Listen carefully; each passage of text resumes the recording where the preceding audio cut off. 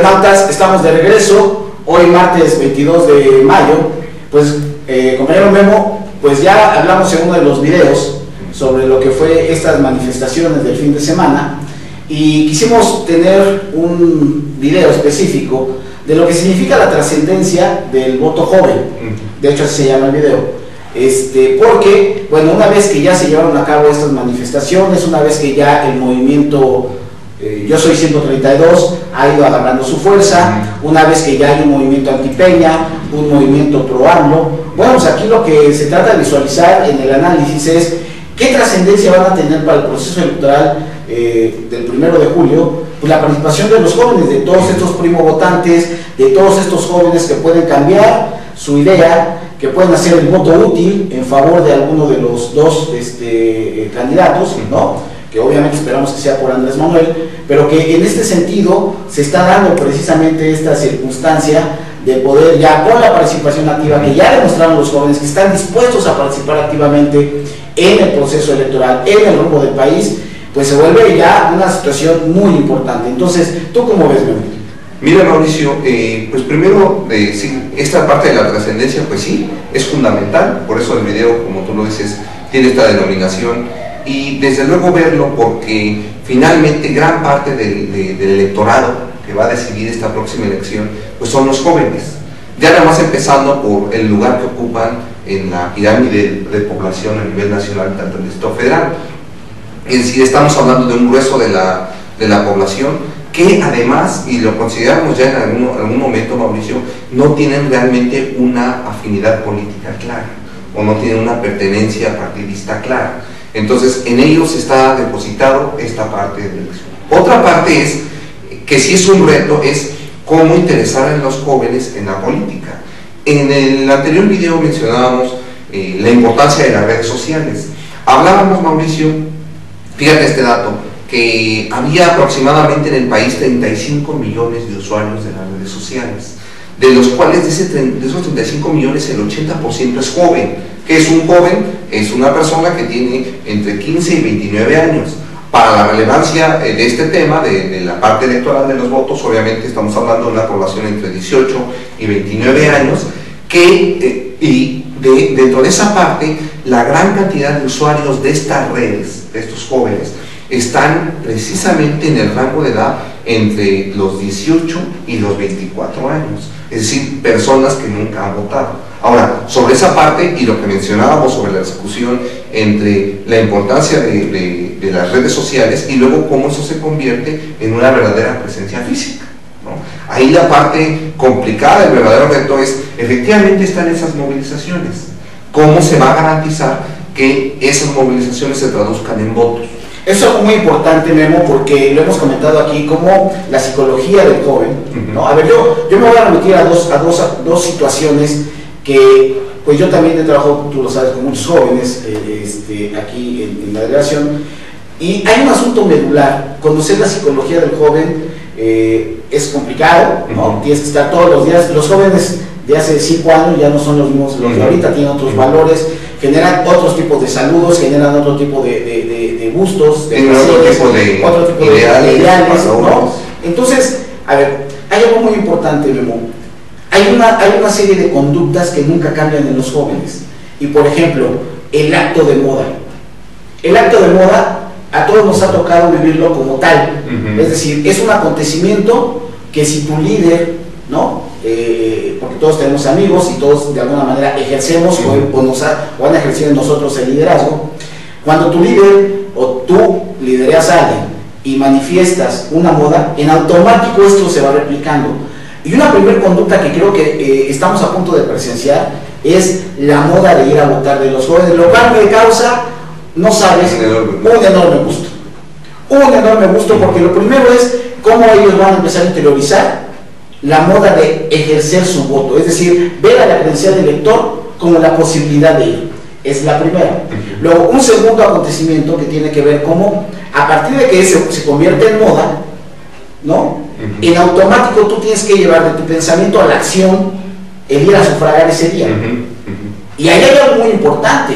Se pueden disparar los niveles de votación y tiene que estar preparado el IFE y las mesas de casilla, de las mesas directivas de casilla, para de repente encontrarte con una fila larguísima de votantes, Eso es algo que sería formidable. Imagínate una primera votación en este país con el 70% de participación, imagínate nada más lo que sería. Y esto se puede poner de moda precisamente por esta situación de las redes sociales, de la participación de los jóvenes, que eso es lo que creo que está sucediendo y va a suceder. Y en un tercer elemento, Memo, es luego con qué filia van a ir los jóvenes. Y a mí me parece indiscutiblemente, por lo que hemos visto, que con lo que sí no van a estar de acuerdo es precisamente con ese autoritarismo que han estado en contra luchando precisamente estos jóvenes. Con ellos no van a ir, con el PRI no van a votar, y lo que sí se está empezando a desencadenar es una filia por un proyecto de izquierda. Ahí yo creo que por ahí está la cosa. ¿Tú cómo ves? Fíjate, Mauricio, antes de pasar a esa parte de la filia, yo creo que los jóvenes ahora son más críticos. Si evaluamos, yo creo que un comparativo en la generacional, digamos, yo sí considero, en mi caso particular, y lo he visto con los jóvenes con los que trabajo, específicamente con mis alumnos, he observado cómo ellos son más críticos, y se debe a una razón fundamental, Yo lo veo y digo, bueno, ellos son más críticos de lo que yo era, a lo mejor en la prepa, en el bachillerato, pero esa capacidad de análisis y esa conciencia crítica que tienen se debe a una razón fundamental: tienen mayor acceso a la información, un acceso a la información que yo, que tú, realmente no teníamos. ¿Por qué? Porque lo que nos daban en la televisión o lo que estaba en los medios, como los periódicos, pues era la información oficial, la que venía del Estado, y nosotros para pensarla pues teníamos que procesarla, ver cómo venía. Eso es lo que también ha permitido en parte las redes sociales, un bombardeo de la información que puede ser cierto o no, pero una mayor información que les llega a ellos de forma inmediata, rápida, y además en muchos sentidos, y que a partir de esa información que ellos generan tienen una capacidad crítica mayor. Puede ser falso, no importa, pero tienen ese acceso a la información para discutirla, para analizarla. Eso sí, podemos afirmar que ya no se puede parar. Pero no se van a enganchar con el proceso electoral. Exacto. Y fíjate que en pocos días creo que se dio el boom. Es decir, la gente, estos jóvenes se metieron ya de lleno al proceso electoral. No sé tú cómo lo ves ahí con tus alumnos. Exacto, es así. Además, yo creo que ellos siempre son críticos, pero hay momentos de coyuntura, y los momentos de coyuntura sucedió precisamente en la Universidad Iberoamericana, Mauricio. Insisto, este desprestigio hacia los estudiantes hizo que estudiantes de otras universidades, no solo privadas, sino también públicas, se identificaran con este bullying mediático que se les hizo a estos jóvenes. Y por lo tanto, este bullying, dijiste. Este bullying mediático que se le hicieron a estos jóvenes, porque la primera reacción fue: ellos no son estudiantes, y ellos no son estudiantes de esa universidad. Entonces, ¿qué pasa? Pues todos los estudiantes, no solo los de Americana, se sienten aludidos a esa... Y fíjate, curiosamente, este bullying es por los dinosaurios, que en este caso fue Godwell, que fue Gamboa, que fue Mario Vázquez Raño, y los medios de comunicación. Por eso digo que fue un bullying mediático y todo, para tratar de callar. No, pues no es tan grande, y ve. Es curioso, Mauricio, pero la rebeldía. Fíjate que decían, un profesor me decía en la universidad que curiosamente cuando más se intenta reprimir un movimiento es cuando salen totalmente al revés las cosas. No, en este caso, por ejemplo, cuando se querían reprimir las revoluciones, era cuando más se organizaban los obreros o el campesinado para llevar a cabo dicha revolución. Bueno, ha pasado en muchas ocasiones. Y por ejemplo, en el caso de la primavera árabe, fue exactamente lo que sucedió.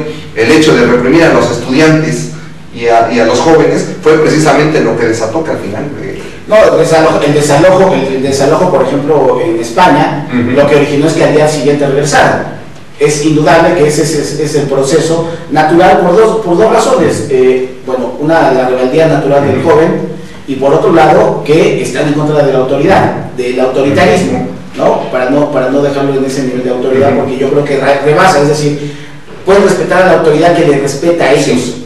siempre y cuando sea democrático y sean las reglas bien entendidas. Si yo lo veo, si las reglas son justas y si hay un proceso democrático de decir cómo es el sistema, bueno, no existe problema. Pero cuando ese sistema va contra ellos, entonces sí hay razón para que ellos no nieguen formar parte de ese sistema. Pues es muy interesante, Memo, porque al final del día, esta psicología de los jóvenes, esta psicología se va a trasladar a la psicología del elector. Es decir, van a atribuirse ellos. Yo he escuchado jóvenes aquí, primo votantes de 18 años, que obviamente ellos llaman, por ejemplo, fíjate, curiosamente, voy a votar por el superpeje. O sea, no, ni siquiera es por Andrés Manuel, no es por AMLO. O sea, ellos dicen, voy a votar por el superpeje. Digo, ese es el atributo que ellos le dan. Independientemente de que podrían decir en favor de Josefina o de Peña Nieto, es decir, su lenguaje incluso es de manera diferente, ¿no? Y que en este caso, yo creo que uno de los principales elementos va a ser cómo se va a poner de moda votar. Y antes de que se me olvide, Mauricio, sobre el tercer punto que hace un rato comentabas, sobre la filia partidista, se ve en las redes sociales sobre esa conciencia crítica, como precisamente sobre esa parte del autoritarismo que mencionamos, cómo los jóvenes se vinculan, se relacionan más con un proyecto progresista. Y no es que lo diga yo, ni que lo digamos a nombre del Movimiento Ciudadano, ni Mauricio. En el Universal hay estadísticas muy claras, Mauricio, de cómo los usuarios de Facebook y de Twitter, en un 70%, en una encuesta que hizo el Universal, prefieren a Andrés Manuel López Obrador. ¿Por qué? Precisamente por esa negación a esa parte autoritaria de la que estás comentando. Y es una encuesta que pueden ver en el Universal. Pero además hay una situación que tiene un razonamiento lógico. Si ellos ven una ciudad como el Distrito Federal, una ciudad de vanguardia, en donde los derechos, las libertades se han llevado incluso a superar a países de primer mundo, pues obviamente ellos se ven reflejados en políticas públicas y en leyes de esta naturaleza. Y así lo podemos hablar en diferentes ciudades importantes del país. Es decir, la gente más informada, que son los jóvenes por esta naturaleza, porque además no solamente tiene que ver con un aspecto escolar. Hay muchos jóvenes que están metidos de tiempo completo, casi en las redes sociales, y eso ha permitido que tengan toda esta información y desde luego que ellos se vinculan más a un movimiento progresista por esta naturaleza. Así que pues, Memo, pues yo creo que estamos viendo precisamente una circunstancia que por fortuna se da con muchísima anticipación al proceso de votación. Más de un mes y medio, una semana, un mes, 2 semanas. Un boom en la concientización. Un boom, que eso yo creo que es lo magnífico que resultó de este fin de semana. La concientización de debo de informarme y debo de votar libre y en conciencia para poder en este momento decidir qué rumbo de país necesitamos. Y yo creo que eso desarticula de manera importante, y va a desarticular de manera importante esa vieja práctica priista de cómo hacer política, en donde pues obviamente ya queda muy rebasado ese intento de monopolizar y de manipular precisamente la información, y que esto pues ya puso en alerta a muchos de los poderes fácticos, a muchos de estos empresarios que le han metido mucha lana a la campaña de Enrique Peña Nieto, y que ahora con esto seguramente van a pensar qué van a hacer, porque se les puede caer precisamente toda esa inversión y finalmente no van a conseguir llevar como ellos pretendían a su candidato. Ahí está la reflexión. Exacto. Y ahí está la situación de lo brillante y la gran capacidad que tuvieron estos jóvenes para poder mandarle un mensaje a toda la sociedad, a todos estos poderes fácticos, y esperamos que muchos de ellos se sumen al proyecto de izquierda, que en pleno uso de conciencia hacia dónde quieren llevar al país, que puedan en ese momento determinar por sí mismos por quién votar. Si lo hacen por la izquierda, los invitamos a que voten por Movimiento Ciudadano, los invitamos a que se sumen al esfuerzo de esta gran conspiración, como lo hemos venido diciendo de manera consistente desde hace ya más de un mes, para esta conspiración democrática, para poder derrocar a estos poderes fácticos. No es para poderlos exterminar, sino para que entiendan que este país ya está en otra ruta. Y así que, amigos cibernautas, tachen el águila el 1 de julio, voten por Movimiento Ciudadano. Gracias y regresamos con otro tema.